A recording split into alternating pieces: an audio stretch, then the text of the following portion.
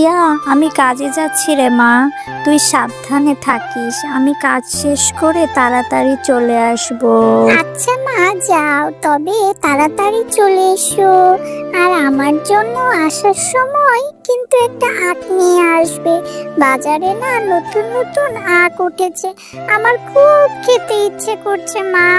আখ খেতে কি যে মজা! আচ্ছা ঠিক আছে রে মা, আমি বাড়ি ফেরার সময় তোর জন্য বড় একটা আখ নিয়ে আসবো। এরপর তুই মন ভরে খাবি। এবার আমি আসি রে মা, আমার যে বড্ড দেরি হয়ে যাচ্ছে।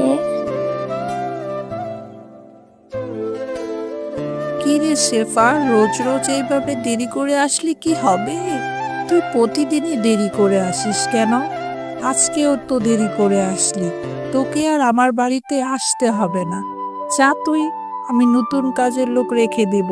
ম্যাডাম, আপনি আমাকে এভাবে কেন বলছেন? আমি কোথায় দেরি করে আসছি? আমি তো সময় মতো এসেছি। এইভাবে আমাকে কাজ থেকে বের করে দিবেন না ম্যাডাম।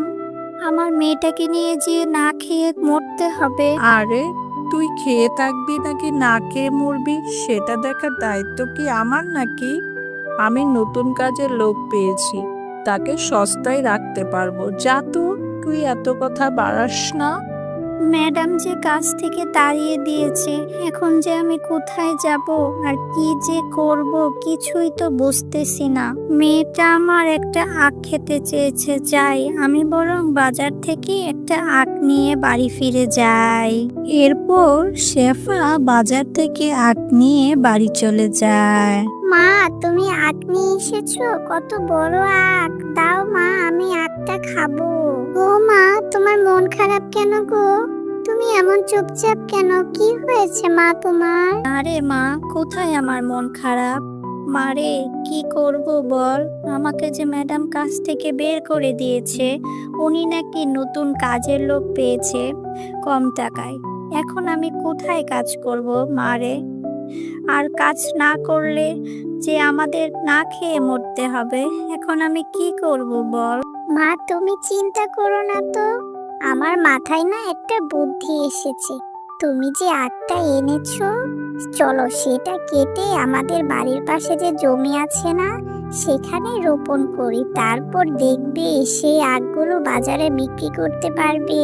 হ্যাঁ রে মা, তোর মাথায় তো দেখছি অনেক বুদ্ধি। ভালো একটা কাজের কথাই বলেছিস। আচ্ছা মা, চলো এক্ষুনি আখগুলো ছোট ছোট করে কেটে রোপণ করে আসি। এরপর টিয়া ও শেফা শিয়ালিনী তাদের বাড়ির পাশের জমিতে আখগুলো রোপণ করে দেয়।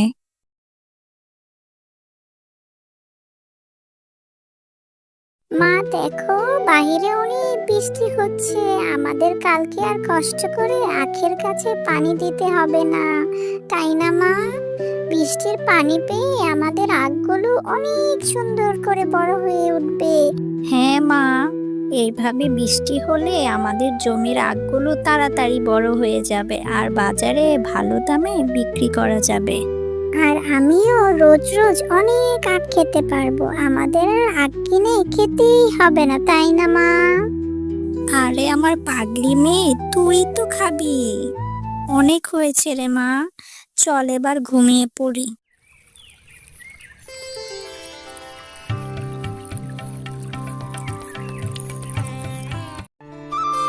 দেখেছো মা, আমাদের আখগুলো কত বড় হয়েছে।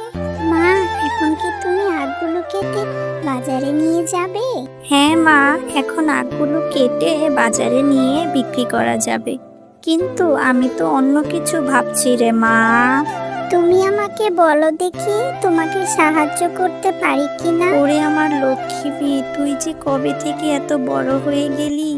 মারে, আমি ভাবছি বাজারে তো বাঘ মামা আখ বিক্রি করে, তাহলে সবাই কি আমার কাছ থেকে আখ কিনবে? সবাই তো বাঘ মামার কাছ থেকে আখ কিনে নিবে রে মা। আরে মা, বাদ মামা তো আস্ত আখ বিক্রি করে। তুমি না হয় আস্ত আখ বিক্রি না করে আখের জুস বিক্রি করলে, তাহলে দেখবে সবাই সহজে আখ খাওয়ার জন্য আস্ত আখ রেখে তোমার কাছ থেকে আখের জুস খাবে। সত্যি রে মা, তোর মাথায় বুদ্ধি আছে বলতে হবে। তোর বুদ্ধিটা কিন্তু আমার খুব পছন্দ হয়েছে। আচ্ছা ঠিক আছে চল। এরপর শেফা শিয়ালিনী আখ কেটে বাজারে নিয়ে যায়। আসুন আসুন আসুন আপু ভাইয়ারা, মিষ্টি আখের রস আছে, মিষ্টি আখের জুস খেতে ভারী সুস্বাদু। একবার খেলে বারবার খেতে মন চাইবে।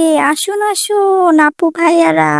আরে এই ছোট লোক শেফা শিয়ালিনী আবার আখের ব্যবসা শুরু করেছে নাকি? এই শেফা এত আখ কোথা থেকে পেল? এই শেফাকে তো কোনোভাবেই আখের ব্যবসা করতে দেওয়া যাবে না। এর একটা ব্যবস্থা করতেই হবে আমাকে। এইভাবে সেই দিন শেফার আখের জুস অনেক বিক্রি হতে থাকে, আর বাঘ মামার কোনো আখই বিক্রি হয় না। আর সেটা দেখে বাঘ মামা তো রেগে মেগে পুরো লাল হয়ে যায়।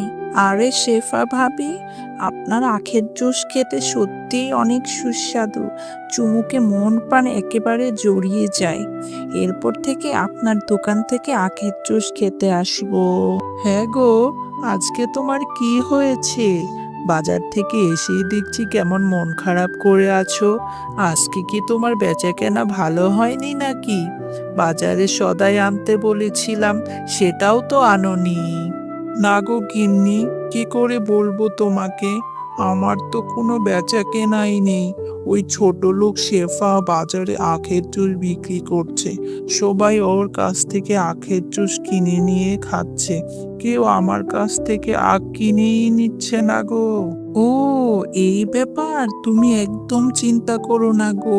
আজকে এই ছোট লোক শেফার আখের জমিতে গিয়ে সব আখ কেটে নিয়ে আসবো। এরপর দেখবো কোথা থেকে আখ বিক্রি করে এই ছোট লোক শেফা।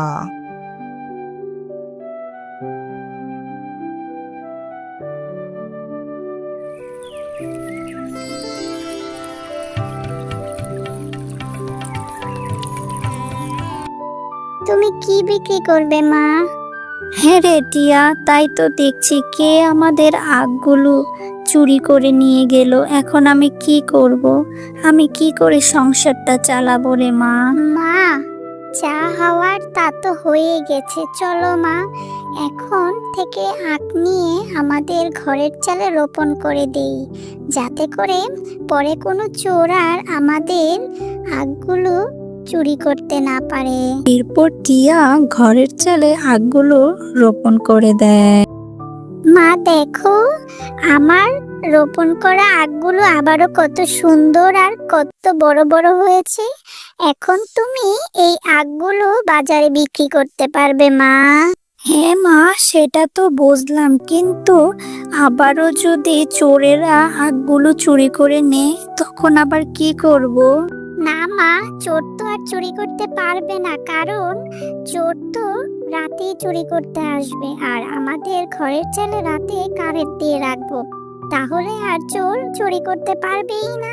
এরপর শেফা শিয়ালিনী আবারও আখের জুস বিক্রি করতে থাকে, আর এটা দেখে বাঘ অনেক রেগে যায়। আরে এই শেফা শিয়ালিনীর জন্য তো দেখছি ব্যবসাই করতে পারবো না। আবারও কোথা থেকে আখ নিয়ে আসলো?